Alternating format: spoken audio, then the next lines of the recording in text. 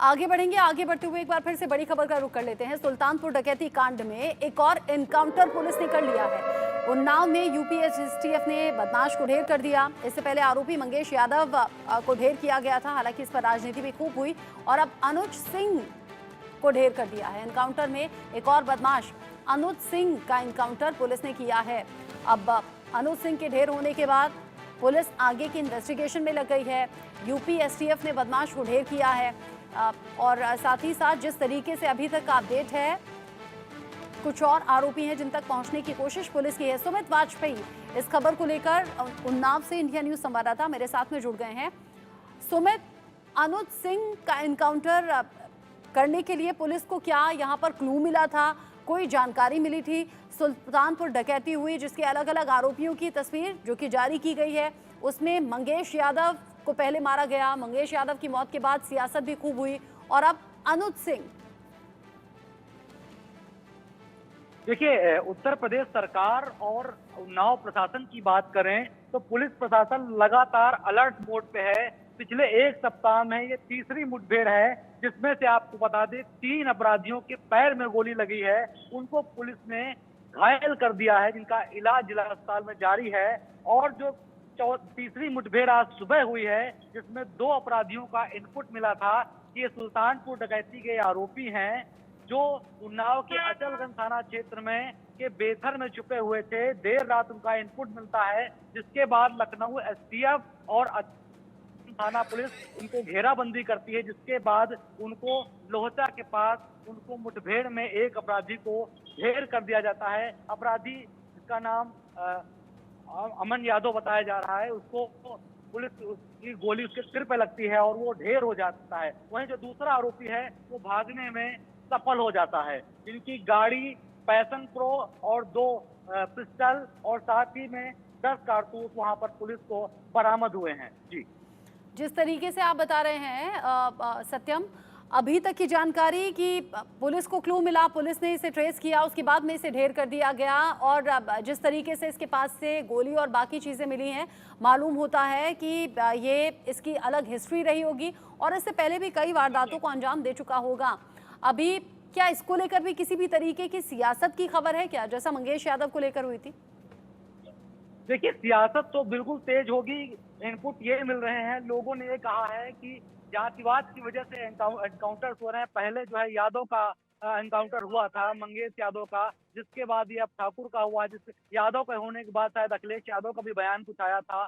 लेकिन साफ तौर पे अगर आपको बता दें, जो उत्तर प्रदेश के मुख्यमंत्री हैं, साफ तौर पे उनका अपने भाषणों में और बयानों में यही कहना है कि अपराधी की कोई जाति नहीं होती है और पुलिस की गोली जो है वो अपराधी को मारती है, ना कि कोई जातिवाद इसमें सामने आना चाहिए। तो अगर देखने की बात है तो ये चीजें सुल्तानपुर में जरूर हो रही होंगी, जातिवादी वाली बातें, लेकिन उन्नाव में अभी तक ऐसा कुछ नहीं देखने को मिला है। हालांकि पुलिस का अधिकृत बयान ये जरूर आया है कि देर रात जो एसटीएफ का इनपुट मिला था, जिसके बाद ये मुठभेड़ हुई है और अपराधी को ढेर कर दिया गया है।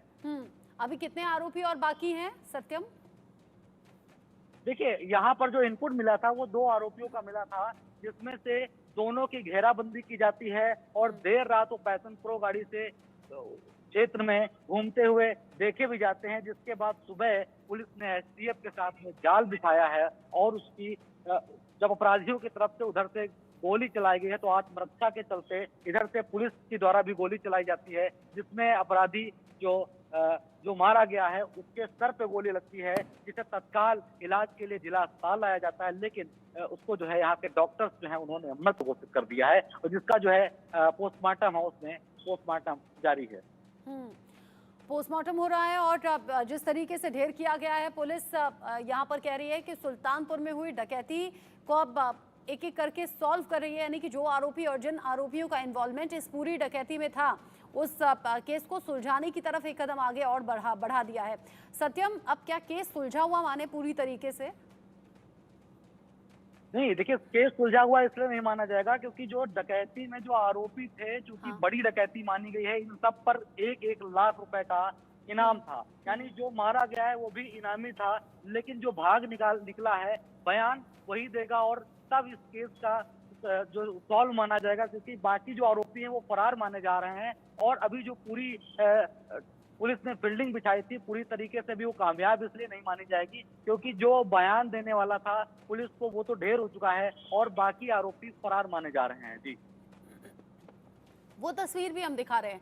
एक तस्वीर अनुज सिंह की है और एक तस्वीर वो जिसमें सुल्तानपुर डकैती के 1, 2, 3, 4, 5 ये 5 आरोपी नजर आ रहे हैं, जिसमें से मंगेश यादव मारा गया है, अनुज सिंह मारा गया है, यानी कि 5 में से 3 आरोपियों तक अभी और पहुंचना है। सत्यम, बिल्कुल 3 आरोपियों तक पहुंच गई थी पुलिस। मंगेश यादव मारा गया था, अनुज यादव मारा गया था। तीसरा आरोपी भी जिसका अभी वो अज्ञात माना जा रहा है वो भी भाग निकला है, पुलिस की गोली का शिकार नहीं हो पाया है। लेकिन जिस तरीके से उन्नाव में लगातार मुठभेड़ हो रही है, पिछले 1 सप्ताह में ये तीसरी मुठभेड़ है, तो जाहिर सी बात है अगर वो उन्नाव में है और उत्तर प्रदेश में है वो, तो कतई योगी जी की सरकार से और उन्नाव पुलिस से वो बचने वाला नहीं है और वो जिंदा पकड़ा जाएगा या फिर उसका भी कहीं ना कहीं एनकाउंटर जरूर होगा। अच्छा, सवाल इसलिए भी पूछे जा रहे हैं सत्यम, चूंकि मंगेश यादव के एनकाउंटर के बाद सवाल ये पूछा गया था कि भाई अगर किसी आरोपी को पकड़ा जाना है और इन केस अगर वो भागने की कोशिश कर रहा है तो गोली पैर में लगती है, तो फिर जान कैसे चली गई। ऐसी ही कोशिशें अब विपक्ष की तरफ से फिर से होंगी, फिर से सवाल पूछे जाएंगे कि भाई जब किसी को पकड़ना था तो सीधा जान से कैसे मार दिया गया। बिल्कुल सवाल तो पूछे जाते हैं, विपक्ष जो है वो सवाल जरूर उठाता है, लेकिन जवाब देना भी जो पक्ष है यानी जो हमारी सरकार है, हमारी पुलिस प्रशासन है, वो भी कहीं ना कहीं जवाबदेही उसकी तय होती है और वो जवाब भी देते हैं।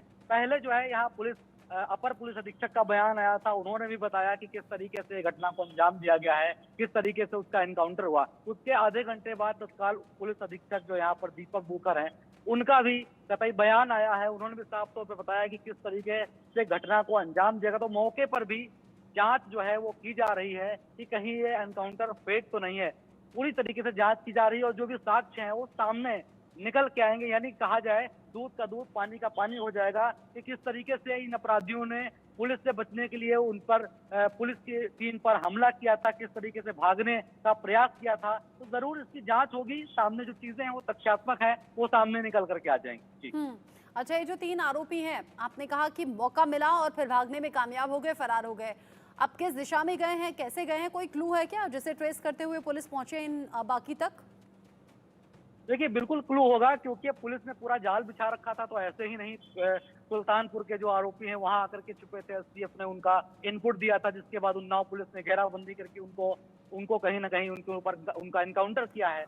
क्लू जरूर मिलेगा, किधर गए हैं, शाम तक की हो सकता है इसका भी पता चल जाए कि वो आरोपी कहाँ छुपा है और जल्दी ही उसकी गिरफ्तारी भी हो सकती है, हो सकता है उसको भी मुठभेड़ में घायल कर दिया जाए, उसका भी एनकाउंटर हो सकता है। ये तो आने वाला वक्त ही बताएगा। जी, सत्यम, नजर आप रखिएगा, 2 जो आरोपी थे वो ढेर हो गए हैं। जाहिर सी बात है विपक्ष एक बार फिर से एनकाउंटर के तरीके पर सवाल उठाएगा।